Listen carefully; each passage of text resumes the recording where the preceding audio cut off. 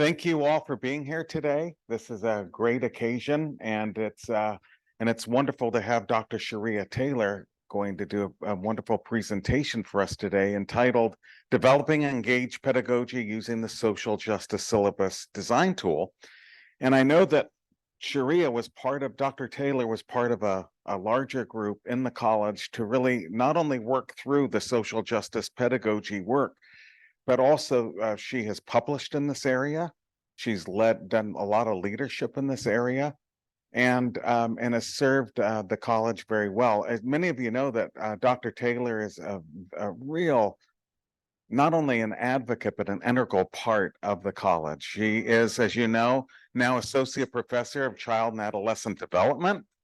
She's director of the Healing Circles in our college, very centrally involved, very centrally involved with the Race Initiative. And so we all know Sharia. She's larger than life.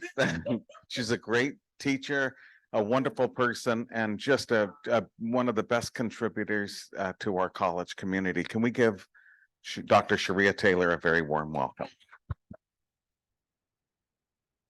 I need to take you with me everywhere you go. I need that kind of introduction. Yes, lots of titles. Glad to be here. Lots of things going on. Wish we had more people, but it's okay. I'm big on who's ever here is meant to be here. Oh God, got it. Being recorded. Thank you, Nicole. And want to thank Nicole for all this wonderful help. And we couldn't do a lot of stuff in the college without Nicole either. And I really appreciate you, Nicole. And Maria in her absence, who is, I guess, is the director of this thing somehow. Another title. I don't know all the titles. Faculty director, thank you, in her absence, but she did send me a text today wishing me well. So Maria, if you're watching, miss you.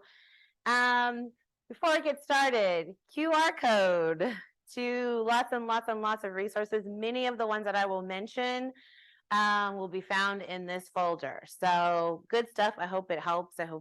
Please share the link with your other faculty in your department. I would really appreciate it. So this presentation, so I just did this at NCORE, an amazing conference. I really do suggest everyone goes to at least once in their academic lifetime, maybe more than once. It's such a life-giving conference around race and ethnicity in higher ed, but lots of very unapologetic learning and unlearning that goes on there in terms of the topics covered, the content covered, how they approach higher ed. It's just been really life-giving to me going to that conference. But I did this particular presentation there last year or earlier this year as an 8-hour pre-institute conference. The article Social Justice Syllabus Design Tool is actually published in their journal, JC Score, and it's been their #1 article for many years, still continues to do so. They keep asking me to come back and do pre-institutes. So I said all that to say I'm gonna really try to give this to you in an hour and 15 minutes or so, because I also want to make some room for questions, and since it's a small enough group, we can have a little bit of time to chat and share out. But just keep that in mind as I'm trying to move through this in a way that makes sense for this particular setting. One of the things I really wanted to focus on, given the title, Engaged Pedagogy, comes from, well, you'll see in a minute, Bell Hook's definition around social justice pedagogy, and the way she describes the focus of social justice pedagogy. I'm really focusing today a lot on critical reflexivity, okay? Or two things, critical reflexivity and tools, practical tools, because again, some of the critique is how do we move from theory to actual change? So I wanted to make sure I gave that to you today as much possible. So I'm leaning away from a lot of the theories, the breakdowns. I love to break a thing down. I love to name a thing, but we ain't got time for that today. So you may need to Google some stuff. I'm just giving you a heads up. There might be some words you're not familiar with, like I just said, critical reflexivity. Please Google it. Or actually one of the articles that I included actually is really big on that. The one titled, I Can't Unsee What I've Seen. That one, we do a lot of focus on critical reflexivity as really important to this work. So that gives a lot of insight in terms of that terminology. So just FYI, giving you a little background, disclaimers as we move through this. Okay, it's gonna feel like we're flying a little bit sometimes because we are, darlings. We are. Okay. So thank you for coming. I appreciate it. Briefly, want to make sure I acknowledge the land that we're on, Ramatush Ohlone land that we're on doing this work. Super important to make oftentimes what we deem to be like invisible visible. It's also a big part of this work. So I just want to take a moment to acknowledge that and the privilege we're afforded to be here, but also what's occurred on this land, okay? And who we owe an opportunity in terms of thank you and honoring the original caretakers. All right. Also, as John mentioned, the development of this social justice syllabus design tool was in a collective, actually came out of a faculty learning community. I know many of you are familiar with in our college. Don't you love them? And, but it came out of one.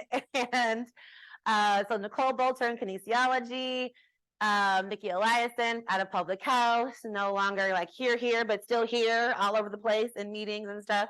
Jocelyn Hermoso in social work, Juliana Van Olfen in public health, and Maria Veres in kinesiology. Okay, so this was co-developed, co-created from in a community really, and are kind of going back and forth and really struggling well, as I like to say, with this idea of what can this look like in a classroom? What does social justice pedagogy look like? What should it look like? And it was out of tons of conversation and even some research around that. I've also included a few of the articles that have come out of our research in that folder as well. So I want to make sure I just say thank you to my fam because they were a big part of this too. So how I love to start this presentation is setting intentions. This quote by or saying by Sonia Renee Taylor was actually developed by her during COVID, like the height of the COVID pandemic.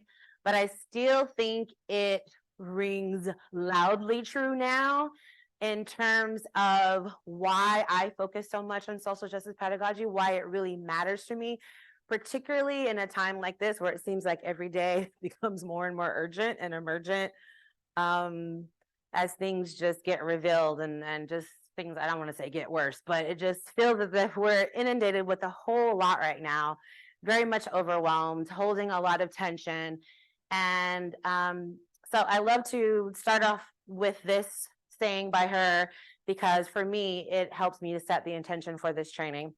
It goes like this: we will not go back to normal. Normal never was. Our pre-corona existence was not normal other than we normalized greed, inequity, exhaustion, depletion, extraction, disconnection, confusion, rage, hoarding, hate, and lack. We should not long to return, my friends. We are being given the opportunity to stitch a new garment, one that fits all of humanity and nature, one we have been forced to leave behind. We needed to leave behind. What is getting us through is what we will need to take forward. All the rest is up to us. Dream while you have so much time. Dream of the life you want. Dream of the world you desire to exist in. Look for the places in your new dreams that have parts of the old world and remove them. What is the dream then? From there, we can add to the collective weaving of whatever it is that is next. If we're going to heal, let it be glorious. Okay. So for me, this is huge around one, hopefully today, even thinking about your intentions for this moment. What new garments do you want to stitch in terms of really when I present some ideas to you, it may not fit the previous way of doing things or looking at ways that you've even been taught and things that, you know, we've learned in the classroom ourselves. So what do you want to dream? You know, when thinking about what's normal, what are some ways we can really push back against that a little bit? Also, look for the places in your new dreams that have parts of the old world in them. And what can we remove? What isn't working anymore? And then how can we add to the collective weaving? So some questions: how do I want to learn today? How do I want to unlearn today? That's just as important. And then what kind of co-conspirator in justice and love work do I want to become today? Okay, so just some questions in terms of setting our intentions. Okay. I know sometimes in some spaces I've been in, people come with the intention to kind of debate and say what I'm like, no, child, we're gonna do something different today. Okay. So these questions would hopefully guide us in setting some intentions that I feel are really, really useful for this particular discussion. Also around this, what I'm really, really big on, and also what you'll see in one of the other articles, the I can't unsee article, I'm really big on embodiment. Okay. I feel like it's so important not to just know a thing, but to be a thing. I don't want to just know about social justice pedagogy. I want to be a social justice educator. For me, there's a difference, right? So how I do that many times is rewiring neural pathways as I'm learning something and something rubs me or something itchy, a little itchy.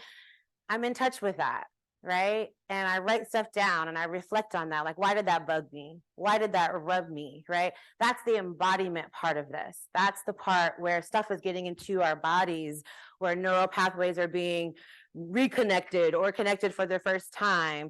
And that's really, really important because our bodies give us feedback. And so I want us to be really, really in tune with what's happening in our bodies too as we move through this, right? That's also a big part of like feedback around what do I need to unlearn, right? Sometimes it's hard to know what to learn, but I think our bodies don't lie. Yeah, I read that book, The Body Doesn't Lie. It's a really great book. But it gives us really good feedback into things that we may be resistant to. And we're all human, right? So I wasn't like doing cartwheels when I first learned about this stuff. Like, I had some stuff in my body that was like, but that's not how students learn. I mean, I have lots of stuff going on, right? But those things in my body that go on really teach me as well, like places where I need to grow and be stretched, and also like indicators of like growth edges. Okay. So just want us to be mindful and in tune with our bodies as we move through this too. So I'll be asking us to inhale, exhale at certain points because some of the questions are a little tough, but intentionally so, because I just believe we have a whole lot to unlearn in this academy. If you've gone through this academy and you've navigated some serious ish, okay? And a lot of that ish is not okay. Some of it was great moments, ooh, yay. Some of it was not so great. And some of it we still hold on to a bit. And we need to ask ourselves why, okay? So I'll be asking us to do that a few times because I also want us just to be really in tune with what's going on for us in these moments, okay? Not as a means to judge, but just as a means of feedback. Cool? Make sense? So a little bit about me. Some of y'all do not know me that at all. Some of you do. So you've probably heard this a billion times and even seen these pictures. Probably need to update, but whatever. I grew up in Reno, Nevada. If some of you are familiar with Reno, Nevada, I don't know if you are. People may have gambled there. I just want to say thank you for no state tax. But Reno, Nevada was very interesting when I was growing up there. It was a 1% Black population. And I think that was when we were all in town, not on vacation, but I think it went down to half when we were out of town. But it was also an interesting place to grow up because we had a really large KKK population out in Hurlong. It was like one of the largest on the West Coast at that time. So we had an acronym for Reno that we'd see on signs everywhere growing up. It was Run Every Nigger Out. Okay, that was an interesting thing you would see. And then also it was called the Mississippi of the West. Okay, so you can imagine, given those wonderful nicknames, what kind of classroom situations I was in. Being oftentimes the only Black girl in the classroom, I would get told, you're really, really smart for a Black girl. Like people were amazed at my math ability. And, besides patting my hair and I would get a lot of statements like, you're really, really articulate, and like they were just in shock and awe by my ability to just show up the way that I did. But with that being said, again, you get that kind of dichotomy of invisible but visible, visible for when a lot of things went wrong, when I was too talkative, when I was this, when I was that, when I was deemed aggressive, or all the A words like to put on Black people. But also invisible in terms of my needs and what it felt like to like not belong in the classroom. And around 7th grade, I actually joined a gang, and we were big time. I mean, in my mind, we were big time. But I mean, we would fight like almost daily, and a lot of people would be like, well, why would you? Because you're so smart. But they were my friends, right? These girls were my friends, and I needed to feel like I belonged to something. And so when I talk to my students all the time, I'm like, y'all don't know, like me getting a PhD was like really interesting, because there were certain points in my life I could not imagine that. But here I am now teaching faculty on certain things. That's very interesting. Like the universe has an interesting way of turning our pain into purpose, right? Making it very purposeful. But I said all that to say it was a real struggle. It was a real struggle. And I took all that even with me through my college and my higher ed experiences. Some of them were not any different. Many of them were not any different, particularly the way, Black people were depicted in certain books and certain research, and the way professors often projected things onto me. And particularly as a Black woman, that's kind of like a double bind type of situation, where you get sexism and racism all at the same time. And so even in my higher ed journey, I often found myself to be the only Black person in the class, searching for community. I lived for groups like BSUs and, student organizations, because they really supported me in that. But the classroom still was a very lonely, isolating place. And so for that reason, social justice pedagogy was developed, for me, that student, to really address things like belongingness, right? And creating a sense of community, and making the invisible visible, and ensuring that, my history and the way I was treated in different classrooms, and things that I was told in classrooms wouldn't have such a deleterious impact on me in the room. Okay. And so I'm sure many of us have stories in different levels. If we don't have our own story, we've observed some different stories. But I wanted to share that because for me, it humanizes the purpose of social justice pedagogy, right? It's not just so that you can go out and publish an article. It's so that you can hold students like me with my story, right? And my story doesn't even scratch the surface of some of the things I've heard from students here on our campus. But that's the whole purpose, right? Create a sense of belonging and a sense of community for stories like mine. Okay. And so that's why I'm here. So with that being said, moving on to really understanding social justice pedagogy, I am very curious what y'all's definition of social justice pedagogy is. Okay. Without Googling, because I know we love a good Google, or Siri. But what would be your definition? Anybody want to share out? Because we got time, because we only a few of us here. Couple people want to share? Brave space. Thank you, Rebecca. Yes.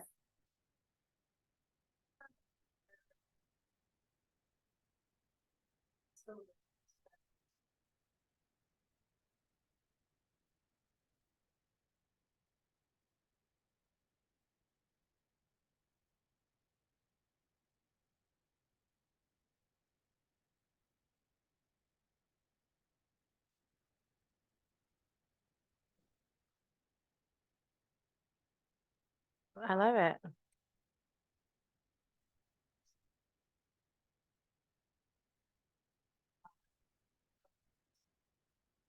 Yeah, good. I love it. There's no right or wrong answer here. We're going to see why that is too. This is not. Yes, Val. Irish Law once wrote that learning is a power problem, power is a problem. In the classroom, what I define as one, challenge the power dynamics that's in our classroom. Yeah. But also discuss the power problems that are outside of the classroom. So I love that. I love it. And if I asked all of you, we would all have a definition, right?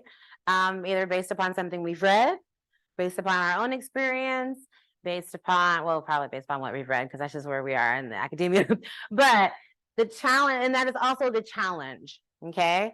That is also the major issue with social justice pedagogy is, okay, we've got lots of theories, what do we do? So let's just even go through a few, okay? So Paulo Freire, definition that I got from the Pedagogy of the Oppressed, another great book. The goal of critical pedagogy is emancipation from oppression through an awakening of the critical consciousness. When achieved, critical consciousness encourages individuals to affect change in their world through social critique and political action. Okay, so Paulo Freire had a very much like focus on activism, right? On this critical consciousness being developed to then go out and do something with that, particularly around social change and political change. That was Paulo Freire's focus. Now, when I look at the literature in terms of best practices, we get these things: a focus on full and equal participation, equitable distribution of resources, physical and psychological safety, inclusive, democratically achieved, community affirming of human agency. Okay, those are some other ideas around what social justice pedagogy could be. Then we get to, I say, Mama Bell Hooks. Okay, and this is also where the title of this workshop comes from. Progressive holistic education, engaged pedagogy, is more demanding than conventional critical or feminist pedagogy. For unlike these two teaching practices, it emphasizes well-being. That means that teachers must be actively involved, committed to a process of self-actualization that promotes their own well-being if they are to teach in a manner that empowers students. Now, again, this is also from Teaching to Transgress, and another amazing book that I highly suggest. That book actually gave me permission to even just say I love my students, because she refers to a lot of this as a love work. And this is also, again, why I added a focus on radical self-care to this training. It came from that book because, according to Bell Hooks, unless I'm well, unless I'm focused on my own self-actualization, growth, and development, I cannot empower students. It's going to be really, really, really difficult, okay? And that should probably first be the commitment that I make, is to my own self-actualization. And it's also the reason why I began to heavily hit critical reflexivity in this training, because according to Mama Bell Hooks, unless I'm really concerned about my own growth and development, it's going to be really hard to do this work. So as we see, there are lots of ways we can go about this, lots of ways to focus, and that has been the challenge, right? Moving from critique to actual change. Okay, so that's what we set out to do in terms of our research was, okay, how do we take all of these theories? How do we take all of these best practices and, you know, previous research, and actually come up with something that people can practically do, that faculty can actually do in their classes, so that they can at least begin somewhere, okay? So that's where this social justice syllabus design tool came out of. And even in that, we created our own definition. I think now that I've done this training so many times and included some other pieces, I might actually add to this, but for now, this is where we're at, okay? I haven't done that yet. I'm focusing on another theoretical paper this year that hopefully will address some of the changes that I like to see around this. But anyways, from our research, this was our definition: teaching that directly addresses power and privilege issues, reduces stereotype threat, uses a variety of pedagogical strategies that increase sense of belongingness and communal values, models greater inclusivity, such as identity as a researcher for one, and highlights the relevance of the content to students' personal lives, okay?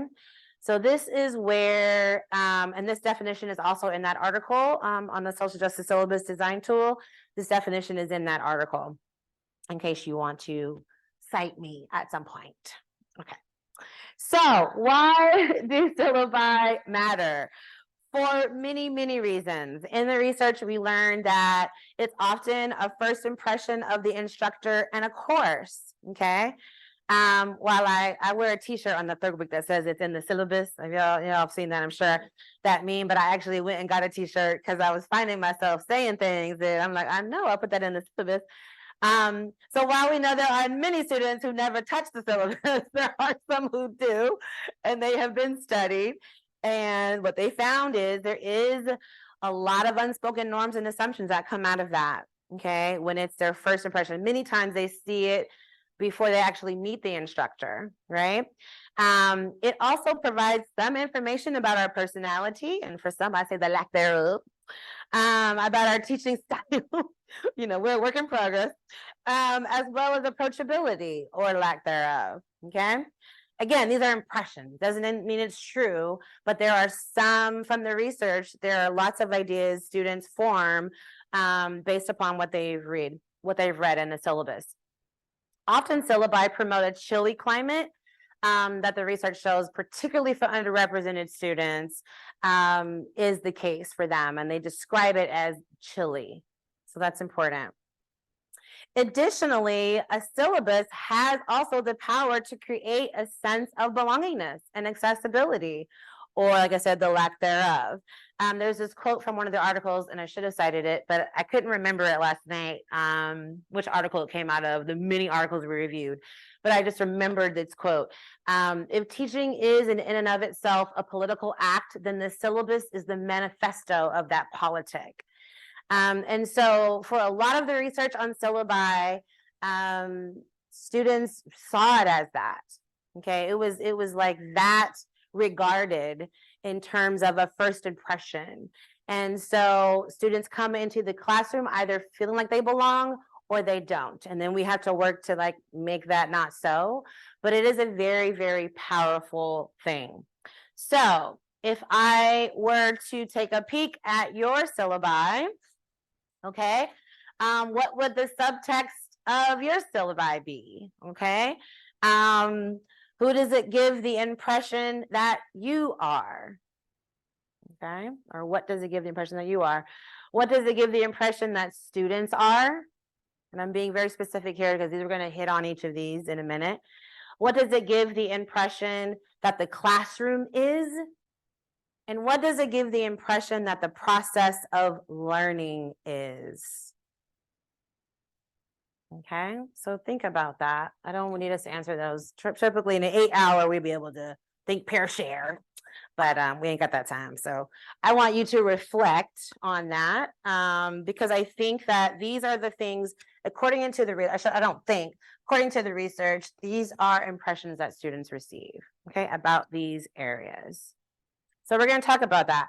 So that is why, in terms of the social justice syllabus design tool, these are the areas that we focus on, okay? One is relationship, who I am, who students are, community, what the classroom is, and process, what learning is. And in the middle of that, I've recently, particularly in the last year or so, and it really came out of doing this training for a few HBCUs. I was finding that for folks of color, it felt like a very nuanced kind of thing around our self-care, like, again, addressing issues that we didn't create, creating belongingness when we don't feel we belong. And so I was like, ooh, how do we hold that? And so radical self-care came into the picture for me. And I've been leaning very, very heavily into that in these trainings now. And for me, that's the center of it, because again, going back to bell hooks, it's hard, people can't draw from an empty well, it's hard to pour out what I do not have. And for many of us, like exhaustion and depletion really has been kind of like the legacy. And I don't want that for us. So that's why I've included that, and we'll get into that a little bit later. But these are the areas. And so y'all ready to go? Ready to go? Okay, let's break this down. Okay, we are flying. Okay, so in terms of relationship, who I am and who students are, typically syllabi promote my role as rule maker, evaluator versus supporter, cold, standoffish educator versus warm and inviting facilitator, hierarchical versus communal values, faculty as arrived, we live in an expert culture, we know that, versus lifelong learner, an I-you versus we relationship. Okay, that's typically. So when we talk about how do we build relationship, how do we support relationship, what are some things that we need to think about, address, pull in, be intentional about? These are things that I feel really promote relationship. Okay, and our ideas or concepts are just, I don't know, focus areas, if you will. But one is vision or revisioning or visionaries. I have it up there. Being student-centered. I'll go over these in a second. Communal, democratic, and supportive environments. Okay. So let's start with, oh, I really would have. Okay. So let's start with, I didn't know. Anyway, let's start with creating a shared vision or revision. Again, tools now. Okay, I'm giving critical reflexivity and I'm giving you tools. Okay, that's all I got time for. I really would ordinarily break down each of these and talk about why vision is so important, why that is I ain't got time today. But in terms of things to consider around creating a shared vision, how do you make the classroom visionary? One, create community agreements. Okay, I've got some tools in there that will support you in doing that. What do we want our class to look like? Create class vision and mission statements. Check in with agreements and statements during the mid-semester time. How are we doing? Are we doing what we say we're going to do as a community? I also like to include, to really help me build out community agreements, first day of class activities. Like, one is, what was your best class you've ever taken and why? What did the students do? What did the professor do? What is the worst class you've ever taken and why? What did the professor do? What did the students do? Again, holding us all accountable for the experience, because I don't believe we can do it alone, okay? We co-create those environments, but that also helps me establish community agreements. And we have discussions about what's possible, particularly as it relates to certain content or, whether it's hybrid, online, you got to kind of take all that into account. But it really helps you hear students' experiences around what's made a classroom feel safe versus unsafe, or what's made a classroom feel inviting versus non-inviting, or what made a professor feel approachable versus unapproachable. So you get ideas from these kind of exercises, and also just let you get to know them. One of the things that I also really like about this process, and I think I'll mention this again in another area, is when you do these agreements, it's important that you operationalize them, right? So, like, for instance, what does the professor was nice. Well, what does nice look like? Like, what do you mean by that, right? Or students were really helpful. What does that mean, right? Because sometimes, I get this one a lot. I just want to feel respected. Well, we know that's a big one, right? Well, child, what does that mean, right? So operationalizing those types of terminology are really, really helpful. Sometimes students have a hard time even doing that, but it also gets at like why sometimes our needs aren't met, right? Because we're not being very specific about our needs and what we need to feel safe in a certain space. All right. When it comes to student-centered culture, some things that I would, again, consider: creating social justice pedagogy grounded rationales for assignments. Okay. Why does this matter to my community? Why does this matter in terms of social change or the impact on social change, or even in just their career trajectory? Like, why this matters. Those are really, really important. Yes. I'm sorry, social justice pedagogy. Yes, thank you. I should have done that acronym before. That was not APA style. But we are flying. Thank you. Also, during the first week, I include like a student info survey, and I ask things like, what's your commute time to school? I used to say, how many hours a week? I was like, how many jobs do you have? That's also a new question because they have more than one job. But I also ask, are you a student parent? And just what are some other things that you'd like me to know about you that would be helpful? Those kinds of questions help me get an idea of like what I'm dealing with in this community, and ways that I can potentially help navigate, or even, just kind of co-create strategies to support some of those kind of more nuanced needs. Also a mid-semester anonymous course evaluation is very, very helpful. I think we're really big on that here on campus. Some campuses are like, what is that? So I just like to still bring it up. But again, I just feel like week 14 is not the time to find out students are not going to pass, like, you know, or that their child has been sick all semester and they've not been able to. So mid-semester evaluations help with that. Also highlighting and teaching learning and organization tools, really building, if you can, into some of the content, particularly if you know you have a research assignment, like teaching them tools like Zotero or Google Scholar and how to connect that to the university's library, you know, those kinds of things to really help them do the work are really, really important. And also integration of campus resources and as guest speakers. Like I had career leadership development come into my class the other day. It's a professionalization class, so it fits really well into that. But also at the beginning of the semester, I have food, shelter, and success come in just to say, hey, here's a face, here's a name, here's what they do. Students are often really, really surprised by how many resources we have on this campus that go underutilized, right? Like housing crises funds and all kinds of things. So, but it really helps when students have a name now and know a person because they're more likely to reach out when they feel that connection, right? So just taking time to like insert some of these every now and then into your courses really helps to create a student-centered culture. Okay? Yeah.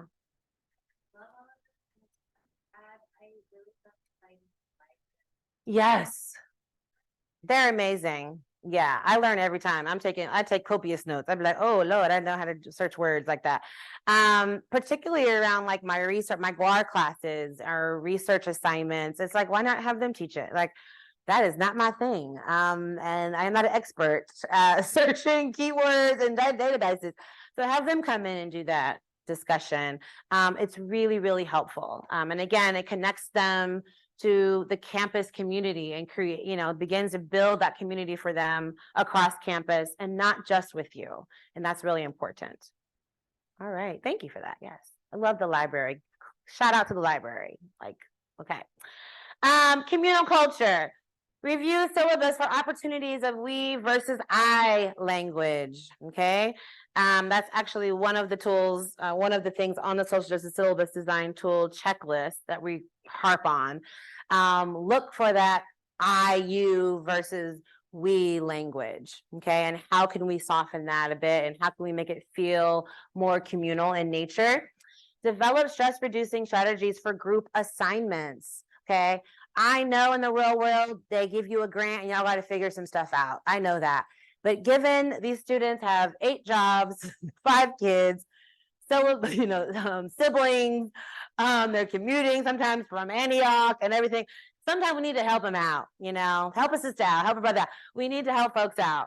And for me, I have focused on breaking down group assignments. Like group member 1 does this, group member 2 focuses on this. As collective, we focus on this. But I really feel like group assignments can be really, really stressful. Well, and again, while I understand in the real world, you get a grant and y'all 5 people got to figure it out. I do get that. But for the sake of, okay, getting through the semester, sometimes we know people fall off and people don't do their job.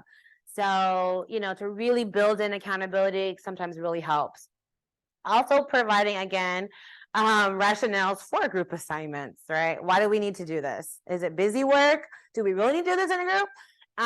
Or do we not? Like, we really need to like ask ourselves some of that sometimes. And I'm like, child, they could have done that by themselves. But at the same time, we know group work is really important, particularly in social science field, actually any field, to be honest. But particularly in my field where I'm like this, the word social is in the definition of our field. So like we need to learn how to work together, but providing them rationales.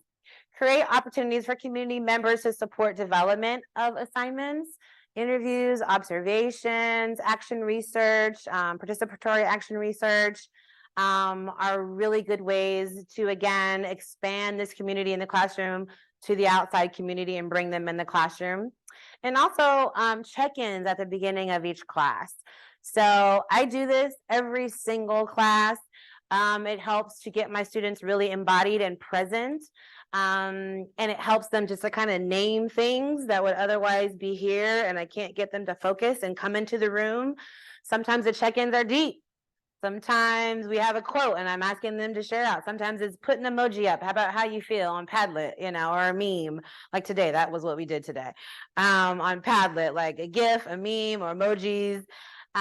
Just again, to get out what they're feeling so they can become really present and ready to kind of like receive, right? And be present for the conversations.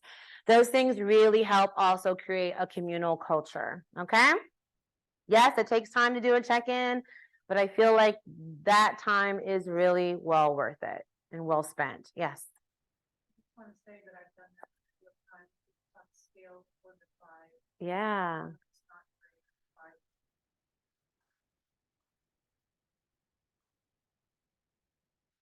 They're just saying, not that great. Yeah. Yeah. No, it's that. It's the other one. I know. Yeah. They're moving through a lot. And so, like I said, it's just, I mean, I don't know about y'all, but I know how it feels to be affirmed and validated, what it does for me in that moment. I can breathe a little deeper, my shoulders sit up a little straighter. I can just kind of be more versus having put on this facade as like, great, wonderful student, right? I can just kind of be a hot mess, and like we all get it and we're all good with that. And again, I think naming a thing just really helps to get it out of here, put it out there, so I have a little bit more capacity and space to now like learn a bit. So yeah, it does wonders. It does wonders. And again, also the idea is also creating community, getting to know each other, being there for each other. And it's just kind of amazing what comes out of those moments too. My students will be like, I didn't know we were doing therapy. Yes, we are. Yes, we are. You're doing therapy. All right. Democratic culture. Some other things to consider. Student choice in assignment medium. Again, not all assignments need to be papers. If you're doing GUAR, yes, they do. But if they're not, if you're not doing GUAR, maybe some parts of GUAR don't have to be, but typically we do have to write papers.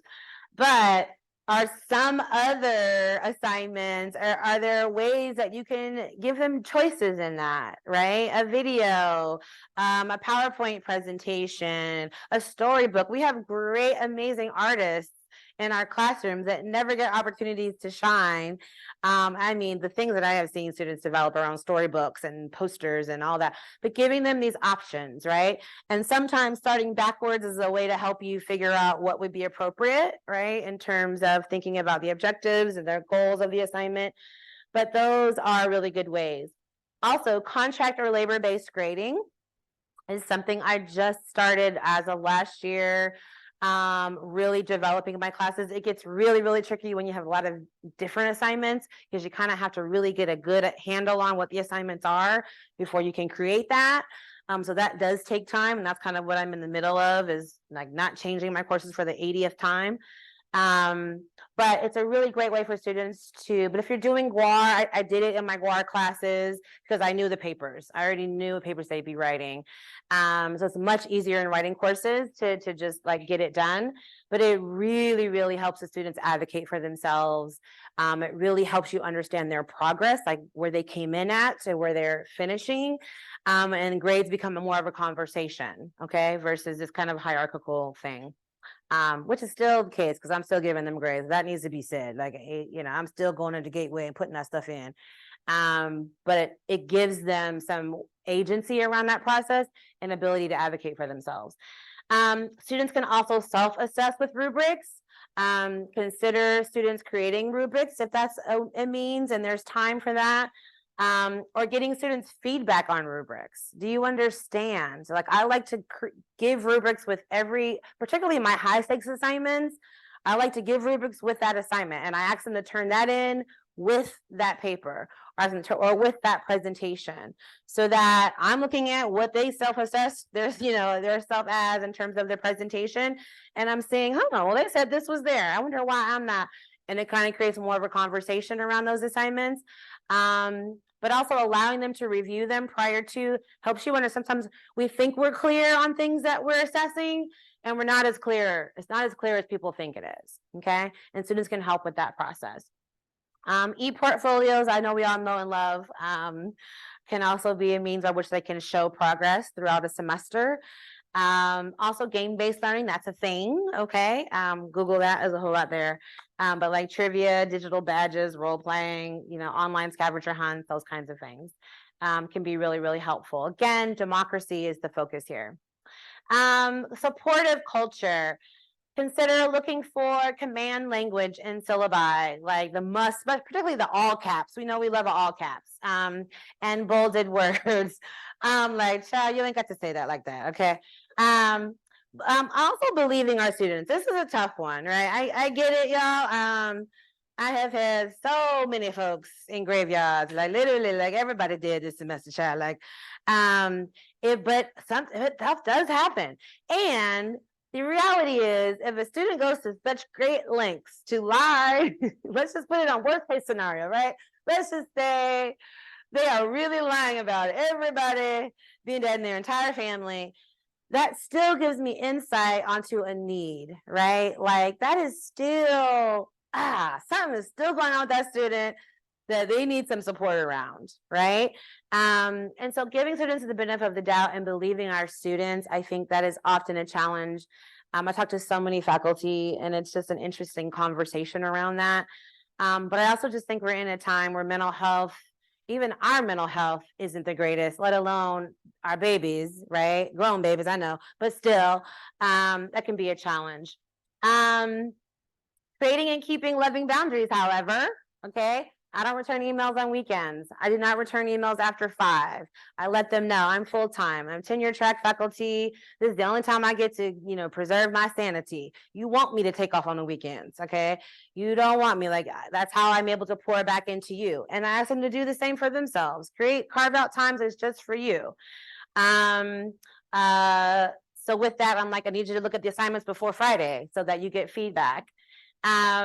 Also model repair and authenticity. When things kind of get cray or misunderstanding happen, model that in the classroom. What does it look like to say, my bad, I'm so sorry, I apologize for misunderstanding, or something was said last week that shouldn't have been said. Like modeling that is also really, really important. In this culture, we are never wrong. I would say, model repair and authenticity. Also operationalize with students what support looks like. I kind of mentioned that before, and what support does not look like. Super important. Okay. Read the social justice syllabus design tool and you'll see all of these. These are all just a few questions that I have that also get at relationship, but it's all in the article. All right. So some questions to ask about relationship. What fears or concerns do I have about deepening relationship with students? Okay, and this is real. This is super, super, super real. Again, things like boundaries come up, or the lack thereof, or things like being taken advantage come up, right? Those are very real things. So I don't want to sit here and act like, I don't scratch my neck sometimes, be like, Lord, if this student comes to me one more time, needing an extension. As a child, the whole semester has been extended. Like what? Like, you haven't been here since week 2. So, it's not easy. I want to normalize that. But in thinking about that, what are some other fears that may come up? But also, what are the potential benefits and possibilities? That's the other side of this, is that there's also a whole lot of benefits and possibilities.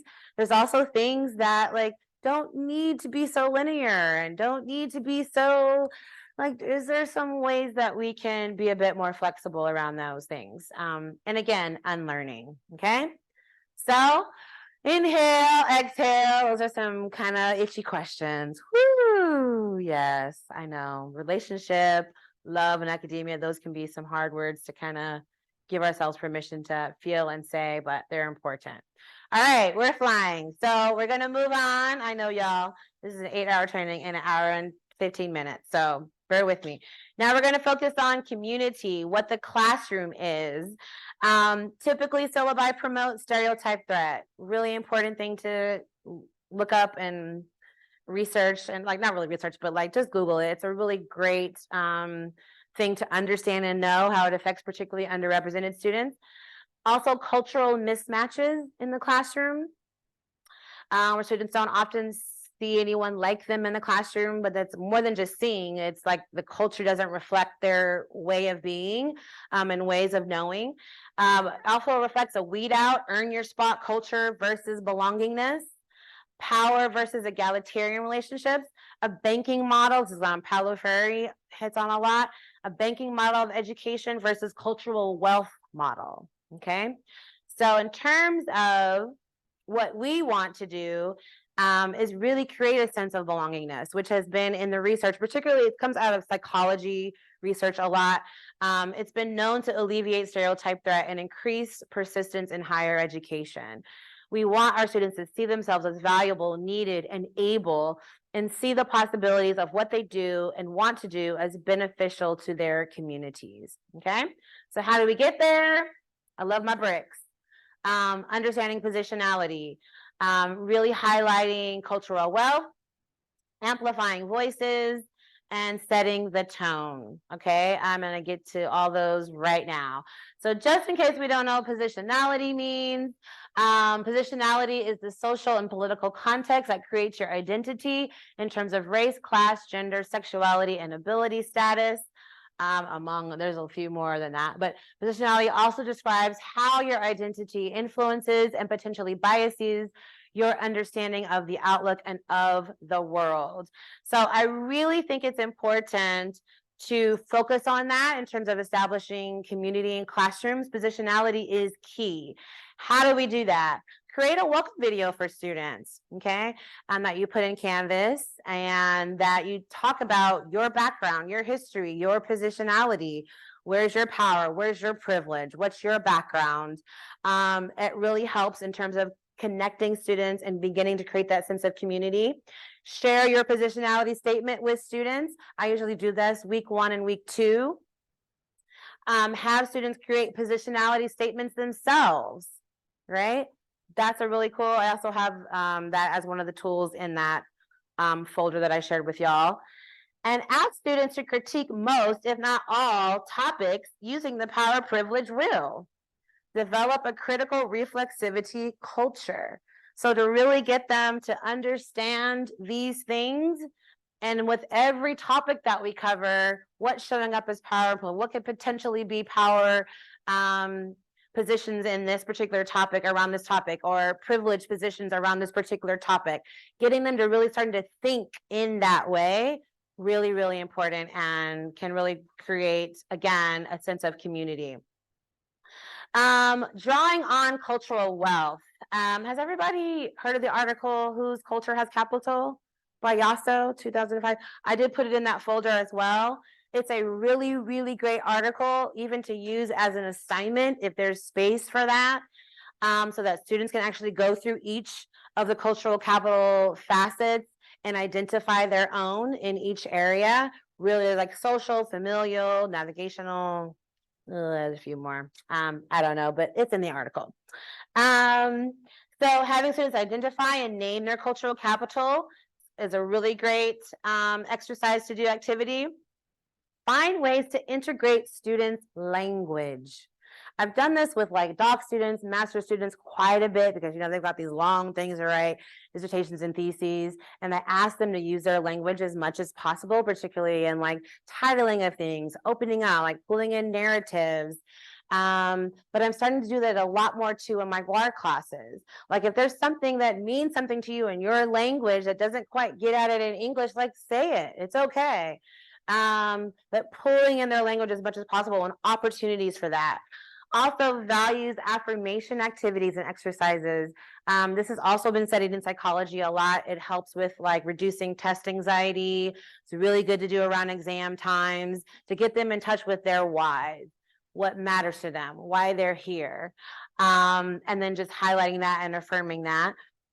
Intentionally build diverse social networks by inviting guest speakers and organizations in, as well as I would even say like grad students, people in the field. They can actually see themselves and kind of like indirect, like kind of like a mentorship kind of focus. And create opportunities for family community engagement via Zoom presentations. But this is particularly helpful if you have like presentation days. And again, I know some of y'all, we are in a classroom that's as big as an 8.5 by 11 piece of paper. But if you've got a larger classroom or you're having class on Zoom, if you got presentations, like invite family members to join in. Like, why not? If they're presenting, they worked all semester on these projects, invite them to come in, or maybe you can set up your computer if it's in a small classroom and invite people via Zoom. But again, like pulling in the community into their experiences in the classroom. Okay, amplify diversity. Consider alternative non-dominant voices. We have a lot of discussion around what it means to, like, the word scholarly in my classes. And oftentimes, that's also been a very weed out kind of scenario in our fields, particularly in my field. I'm sure most fields. But like thinking about, whose voices matter. And not just always including journal articles. Could there be some poetry? Could there be some spoken word? Could there be, these are people like we know in education, it's really set up to, push out and weed out. And so how do we amplify non-dominant voices, particularly in the readings and the things that people, our students have to, or the resources that we give to our students? Critique and co-create definitions of authority, scholarly, and professionalism with students. In my professionalization course in particular, we really hit on that week one. What does it mean to be professional? And then where does that, we take that wheel out. Where's some of y'all's words for that land on that wheel? Because many times it's very heteropatriarchal. It's very white supremacist. I am definitely in that. Many of their definitions, I don't measure up. And so we talk about those things, right? And then we can kind of move forward with a different with a co-created definition. Whose voices are amplified, whose are being silenced. Find professional groups or FLCs, faculty learning communities, sorry, didn't do that again, who are stretching and challenging the field, particularly in when we were doing the Jedi trainings and I was a Jedi coach. And like we had like someone come in from like computer science who for the first time realized there was master and slave in the language of I said, well, child, I'm sure you knew that. Yeah, I don't know why that was, but it was just now hitting them as like really, and I was like, wow, okay. So I'm like, please go out, find those people. I know there's people who are challenging that, who are saying something about that, who are, it's like, oh yeah, that's great. Yeah. So do that, find that for yourself. Many times we will say things like, well, in my field is just so, there are people resisting in your field. There are people. Yeah. Yes. It was, I'm trying to, sorry, Jedi. I was a coach for the Jedi training that we did during COVID. And someone came to one of our groups and for the first time realized how triggering the coding language of master and slave might be. For the first time, had their experience in 20 years of teaching.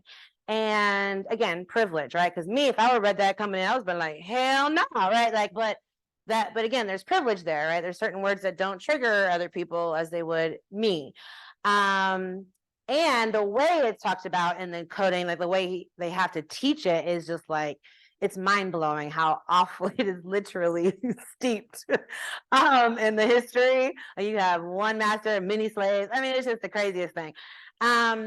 And so the challenge was, incorporating those kind of voices that are resisting that language and highlighting that language and the fact that it's really problematic, and then naming it and voicing it and letting students know up front, like, this is a problem.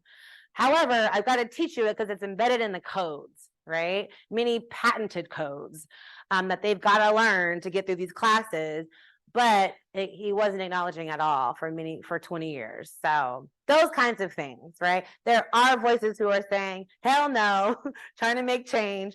Let your students into that. Give them, pull them into those conversations. Yeah.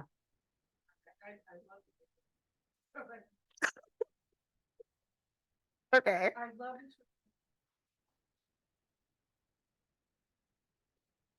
Yeah. Now just like this term of how disparity research And this idea of people who do the research and help disparities, that they really don't have any. They're just kind of these tourists into looking at. Yeah. Yeah. We've got this going in all kinds of scholars. Yeah. Another area where people really co-opted the term. Co-opt, yes. Spitting it out, but really not really embodying it at all. Yes. It does. Like DEI and all of them we love now. Yeah, I know. Everybody's DEI child. Okay. All right. Other things to consider. Create a common list of words. Okay, in terms of setting the tone. Okay, now we're talking about language and jargon and things like that.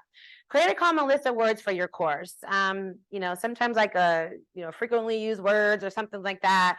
A place where you can like house the jargon that they really need to know, but that doesn't necessarily need to be in your syllabi, right? But words that may come up often, like create that for them, or they know when you say something, they've got this kind of resource. Develop a list of frequently asked questions with answers for your course, particularly for the beginning and end of the semester.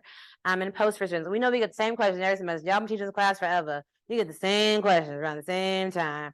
So go ahead and post them things, okay? Do yourself a favor. Identify topics or areas of your course that are jargon heavy. I find this to be the most for me, at least on my research classes, the classes where I just begin spitting out words and I'm like, oh my goodness, these babies, they don't know what I'm talking about. By the end of it, I'm like, oh, they understand, right? I see this shift, but at the beginning, and it's like, oh no, that can really create, a sense of like, hold on, I don't belong here. So be thinking about that in terms of like your PowerPoints but also your syllabi. All right, another list, it's in the article. I'm going to move on. We're flying. So critical reflexivity. What does bringing your full self to the classroom look like? How does or would it feel? Okay. Again, this is about modeling. This is about, now I will say some people need to bring their half self. So like let therapy be your guide. I'll say that. But need to bring a half self. But some of us, we've been taught to kind of also pull back ourselves and not show up in cultural ways, not bring in our rituals that matter to us, not bring in our language that matters to us, not bring in our values that matter to us. What are ways you can give yourself permission to do that and model that for your students? Okay, students enjoy getting to know you. They want to know the teacher, like they want to know you. So like bring in your rituals, bring in your stuff, like bring in your language. What can that be like? What could that be like? What does students bring in their full selves to the classroom? What could that look like?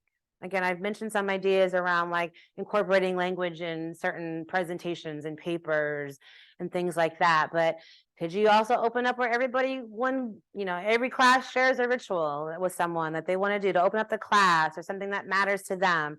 What are some ways, they could all do the check-in. You're in charge of the check-in for next week. You're in charge of the check-in for next week. What are ways that we can bring their full selves in? And then what are some challenges to diversifying authors' voices in your courses and or field? And what are some potential solutions? Again, I feel like every field has people who are resisting. Every field has someone who is like saying, oh, no, no, no, no, no, no, not today, Satan. Okay. So like, we just got to find them. Okay, we got to find them. Like I said, I think certain conferences are also really important. Like NCORE has been such an important conference to me because those are where a lot of those voices are. I wasn't finding that so much in my family studies field. It's getting better, but back then I was dying. And so I needed to find spaces that felt like this for me. Okay, we good? Inhale, exhale, woo! All right, last part. What learning is. Typical syllabi, not real last part, next to the last part. Typically syllabi promote, I'm a pastor's kid, so I'm a recovering pastor's kid, so I'm also very long-winded. So y'all just pray for me, like put a prayer up here. Because the sister just be talking. I'm like, child, you got an hour and 10 minutes. Okay. Content as disconnected from their lives and communities versus relevant and beneficial. Knowledge and skills as inherent versus developed over time. And a failure orientation versus success orientation. Especially around things like That's the good old plagiarism. We know we have policies on this campus. Plagiarism is awful. But so many times when students are first learning to write, they don't trust their own voice, right? They're just glad they've gotten through a darn article. So they're going to copy and paste the hell out of that thing, right? Because they are just they don't trust their voice. They don't trust their understanding, right? And so working through things like that and teaching them and helping them understand that it is something that is a developed skill. Writing is a developed skill over time. All these things are developed skills over time. And so adding to our policies, like, please know the first step is for you and I to have a conversation. Come to me, let's talk, right? Versus like plagiarism, you'll be reported. Now, don't get me wrong. I got people submit a whole paper child from a whole nother university. Okay, students have definitely tried it, but very, very few. Probably count them on 2 hands. Okay, how many have really tried me? Okay, and that's a whole nother thing. But I would say many of them is about they don't trust their voice. They've been told I'm not a good writer. They've been told all these things. And so they're thinking, I've read this. This sounds so good. They said it perfect. But I'm like, say it in your own language. How would you tell that to me? How would you talk that? So it's just the developing and the learning. Okay. So adding things like that to your syllabi really, really help with that. Other ways we can help promote learning in terms of the process of learning is focusing on things being relevant, critical, and growth oriented. So in terms of making things relevant, we can create or share a class intro that answers, why does this course matter? Okay, or you can even talk about that the first week of class. Review each assignment for relevancy, okay? Just because Joe Bible taught it in 1989, did this assignment, does not mean that that assignment is relevant today or necessary, okay? What is the point of this? Why is it relevant? Reflect on on your why for teaching the course. Okay, why does this course matter to you? And I feel that sometimes I'm in classes and I'm like observing faculty and I'm like, Lord, they don't want to be here, child. Like, Lord, but yet the students are supposed to be here. Like, I don't get this. But there is a disconnect, right? Like sometimes we lose our why, and that's totally human as well. We get tired and exhausted. But connecting with your why for teaching this course also matters because it will really help them also stay engaged and connected to their why. Look for ways assignments can include community engagement. Kind of mentioned that before. Invite role models and possible community mentors as special guests. That's also a way to also promote community as well as relevancy. In terms of a critical process, I included an activity called the Dense Question Activity in the folder for you all. I think it's such a dope activity. It's a way to connect different readings and assignments and get them digging deeper at various levels to the point to where it ends up with like, how do we transform communities from this, right? So it takes them from connecting ideas around readings to thinking about social transformation to where students can begin to do that themselves. Really cool activity. Kind of start off with the bare minimum with them and build that over the semester, but by the end of it, they do some really good work around that. Using a social justice framework, review student learning outcomes. I'm sorry, I have lots of acronyms, child, that I did not do the APA thing right. But review student learning outcomes for social justice grounded ideas.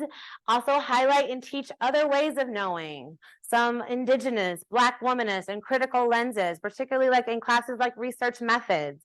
There's not just quantitative and qualitative ways of knowing, right? There's many different ways we can get to know or understand our data and communities and people, and inviting some of those discussions in and also teaching some of them those skills and strategies. Also model holding tension, okay? Teach and decolonize dominant theories. My students need to know Maslow's hierarchical theory. Like they need to know, right? Maslow's theory of, what is it called? Theory of what? Thank you so much, child. Yes, thank you. Their needs, very basic, right? I should have. I'm thinking of some big word, child. No, the needs. Maslow's theory of needs, right? They need to know that, especially if they're going to go into counseling and other field that's on the test, right? But they also need to know he stole that from Indigenous people, and in fact, the Indigenous ways of looking at that was much more community oriented. much more collectivist oriented. Like we actualize through community, right? That's how we get to know ourselves. That's how our needs are met, right? So I'm teaching them that, and I'm saying, yo, Joker stole it, okay? Like they need to know that, right? But I'm holding tension because they need to know Maslow's theory. It's important. It's on every freaking graduate exam in my field, okay? Same with many theories, right? Many of them were created with white children in mind, white little boys at that in 1920s, like, right? How far are we from that? So like, but I gotta teach them because they gotta know Erik Erikson. They gotta know it, right? But at the same time, could there be some differences? And who's critiquing these theories? And what are those voices saying about this theory as it relates to Black children, Latina children, right? So holding tension, that's a part of what we get to do. Teach students to critically read journal articles and other sources and ask questions like whose voices are being amplified, whose voices are being silenced. Okay, super duper important. All right, in terms of being success oriented, thinking about reviewing high stakes assignments for scaffolded opportunities. Okay, is there a way to build a research paper out throughout the whole semester versus a one big thing at the end? Is there a way, instead of giving a midterm and a final, can we do small quizzes throughout the semester, right? I had a lot of test anxiety as a college student, and so much of it for me was just an exercise in memory, and if I had enough, like, you know, stuff in my system to help me relax versus actually what I knew. And so what are we really testing when we do those really huge exams? And what are ways we can break that up? Review entire syllabus, especially policy sections, for success and growth-oriented language. Okay, teach growth mindset in and of itself. Now, I will say there's been some critical voices around growth mindset. Okay, so definitely hold tension around that. But I will say what I like about it is this idea that things are not inherent, that they are developed over time, and I want my students to feel that and embody that. Okay. Assign a learning journal. If you want to know how they're doing and how they're moving through a semester, create, you know, a little learning journal on Google Slides. Have them check in every week. Just like, it could be 2 sentences. Where are we at? What did you learn? What could you have learned differently? You know, what do you want to learn more of? Just to kind of see how they're progressing. Change topics to questions, or develop a discovery culture by changing topics to questions, or promote problem posing rather than answer giving and expertise. Okay, that's also another way. Okay, these are also in the article. Yay, we don't need to go there. So, critical reflexivity. What are my beliefs about learning? Can anyone learn? How do we learn? How do we best learn? Those are some questions I'd love for you to think about. And do my student learning outcomes reflect learning as a process? Okay. Again, inhale, exhale, embody. We're done here at 5, right? Yeah. Okay. I don't think I'm gonna be able to do. Okay. So for this radical self-care piece, I think what I'm gonna do is just ask some questions. But okay, maybe not. Maybe I'll just go over this slide. So I really want to hit at, a lot of us don't know that this quote came from this quote that we love. It's everywhere now. Everybody loves Audre Lorde all of a sudden. So yes, this quote, and everybody's like, yay, radical self-care. It came from a writing called Burst of Light. Okay, it was when she also had been diagnosed with cancer. She was close to like that hospice stage, right? So it's I think context is really, really important to think about when someone has written something really profound. But it was within this whole thing that called the Burst of Light that is really, really profound in terms of the way she talks about self-care, okay? Or the way she talks about caring for ourselves. And so in my trainings, I typically, I go through a ton of this with her, with that writing in mind, the Burst of Light. But what I want to really share is that in education, this is why I included it, typically it promotes doing versus being, okay? Productivity versus being showing up, like really doing this a lot, like, right, like the productivity part of it. And sometimes, well, let me leave that. Okay. Expert versus learning, arrive versus becoming. Success at the expense of self and community care. Success as a result of individualism versus collectivism. Resilience as inherent versus developed and sustained. And dominant culture versus integrating rituals and practices of our ancestors. And so I don't have time to do all this like I would love to, but the last, and I will just, there's a whole bunch of them. But if I could take anything from that, that I feel is really, really important, and what I really want you all to care for is your imagination. I strongly believe imagination is tied to hope. And as particularly around times like this, we got budget talks everywhere. Lord Jesus, we don't know if we're going to have a building tomorrow or not a building tomorrow. We don't even come to campus and the whole thing just be wiped out. I mean, you know, it just feels like that right now, right? Things feel really, really cray-cray and unstable. And for me, like before I push out another article, another this, like, can I get in touch with my imagination? Can I still like keep my finger on the pulse of like, what I want the world to look like, what I want my field to look like, how do I want Black children and Black families to kind of live in this world, right? And all kinds of babies, really every baby. Sometimes I feel like at the expense of our imagination, our creativity, you know, we just become these, you know, cogs in a machine.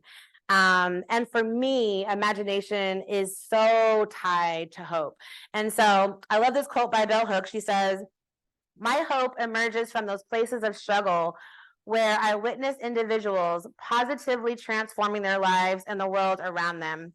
Educating is a vocation rooted in hopefulness. As teachers, we believe that learning is possible, that nothing can keep an open mind from seeking after knowledge and finding a way to know. The classroom, with all its limitations, remains a location of possibility.